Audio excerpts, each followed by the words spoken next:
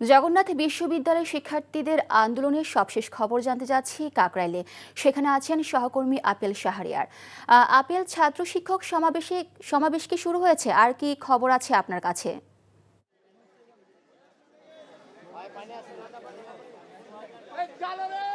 পূর্ব ঘোষিত কর্মসূচির অংশ হিসেবে এখন জগন্নাথ বিশ্ববিদ্যালয়ের শিক্ষক শিক্ষার্থীরা সমাবেশ করছে।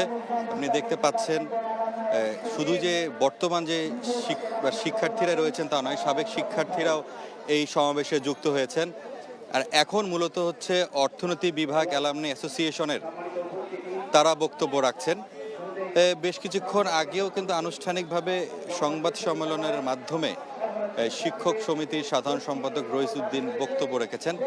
বলেছেন যে দাবি না মানা পর্যন্ত রাজপথ তারা ছাড়ছেন না এবং আজকে তাদের আরেকটি কর্মসূচি রয়েছে, অর্থাৎ বাদ জুম্মা অনশন কর্মসূচি, সেটিও তারা পালন করবেন। শিক্ষক বলেছেন এখন পর্যন্ত এই টানা আন্দোলনের কারণে অনেকেই অসুস্থ হয়ে গেছে, অনেকে চিকিৎসা নিচ্ছেন, তবে দাবি আদায়ে অনড় রয়েছেন।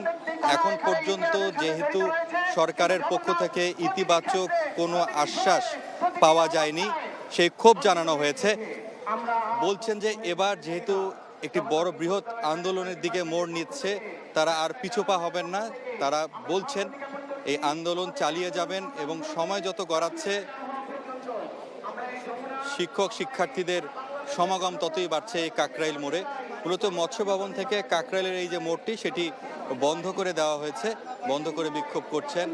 আইন শৃঙ্খলা রক্ষাকারী বাহিনীও কঠোর অবস্থানে রয়েছে। যে হেয়ার যে রোডটি, যেটি প্রধান উপদেষ্টার বাসভবনের দিকে, সেখানে ব্যারিকেড দিয়ে রাখা হয়েছে। গতকাল ঢাকা মহানগর পুলিশ থেকে একটি বিজ্ঞপ্তি দেওয়া হয়েছে এই যে কাকরাইল এবং আশপাশের যে এই যে জায়গাটি, সেখানে কোনো ধরনের সভা সমাবেশ মিছিল করতে দেওয়া হবে না, সেই ঘোষণা দেওয়া হয়েছে।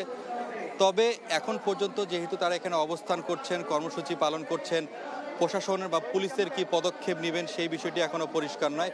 তবে আমরা যেহেতু পুলিশের ব্যাপক উপস্থিতি গতকালও লক্ষ্য করেছি, এখন পর্যন্ত তেমন কোনো পুলিশের উপস্থিতি এখন লক্ষ্য করা যাচ্ছে না। শুধুই যে হেয়ার রোডের আপনি দেখতে পাচ্ছেন যে এখানে যে ব্যারিকেড দেওয়া, এই ব্যারিকেডের পিছে পুলিশ অবস্থান নিয়ে রয়েছে। তো আমরা এখানে এখন অবস্থান করছি, শিক্ষকরা রয়েছেন, শিক্ষার্থীরা রয়েছেন এবং ধীরে ধীরে আহ্বান জানানো হচ্ছে যে সাবেক যে শিক্ষার্থীরা রয়েছে তারাও যাতে এই যে আন্দোলন, একটি যৌক্তিক আন্দোলন, সেই আন্দোলনে যাতে যুক্ত হন। বান্ডেল থাকলে প্রতি সেনমানিতে টাকা বাঁচবে। বিকাশ সেনমানি বান্ডেল কিনে জিতুন প্রতি লেনদেনে।